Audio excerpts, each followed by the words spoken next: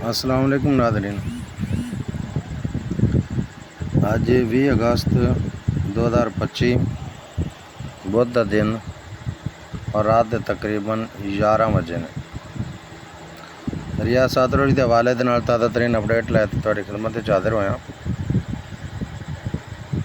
कि अगर वीडियो पसंद आवे तो फिर मेरे चैनल नू सबसक्राइब कर दे, बेल आइकन नू प्रेस कर दे और वीडियो नू ज़्यादा तो ज़्यादा अपने ग्रुपों के शेयर कर दे। दरिया सतलुज के हवाले के नाल जितनी अफवाह ने कि इतना पानी आ रही है, इतना पानी आ रही है, इतना पानी आ रही है, तो उस दे अंदर कोई सदाकत नहीं है। दरअसल थोड़ा जिहा इसका लेवल वधा है, इतना ज़्यादा परेशान कराने वाला नहीं, थोड़ा जिहा है जितना पहले गुजरता रही है, शायद उस तो भी काम रह जाए। अगर पौंग डैम में वेखिए तो पौंग डैम जोड़ा डैम है उनके 65,799 क्यूसक पानी छड्या जा रही है दरिया ब्यास वाल, जबकि पहला 75,000 तो भी ज़्यादा छड्या जा रहा सी। और अगर बाकड़ा डैम में वेखिए तो बाकड़ा डैम का 40,000 क्यूसक पानी आ रही है दरिया सतलुज वाल, जबकि 20,000 क्यूसक पानी उन्होंने नहरों वाल जाएगा, 20,000 क्यूसक हरीके हैड ते आएगा। हरीके हैड तो अज दिन तकरीबन 75,443 क्यूसक पानी छड्या जा रहा है जोड़ा गंडा सिंह वाल आ रहा है। तो इहदे ते थोड़ी जी वधी है, इसकी गुंजाइश जी पानी की थोड़ा जिहा इसनूं वधाया गया है, जबकि पहला भी 75 चलता रही है कि ये ज़्यादा नहीं है, पहले तो उतना ही है।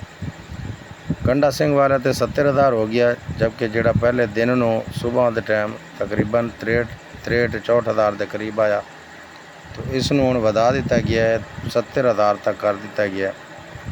सुलेमान की जोड़ा है उसनूं भी वो थले आ गया 52,799 क्यूसक थे, हैड इस्लाम 38,864 क्यूसक। तो अज जी दिन बारिश पई है उत्थे हिमाचल प्रदेश, उसकी वजह तो इनफ्लो जोड़ा है वो पौंग डैम वधा है, इस वजह तो उनके थोड़ा जिहा पानी वधाया गया है। अगर ना सुबह के टाइम 59,000 ही इनफ्लो सी और 59,000 ही आउटफ्लो सी, यानी कि अगे भी 59,000 ही छड्डा रहा सी, पिछे भी 59,000 ही आ रहा सी।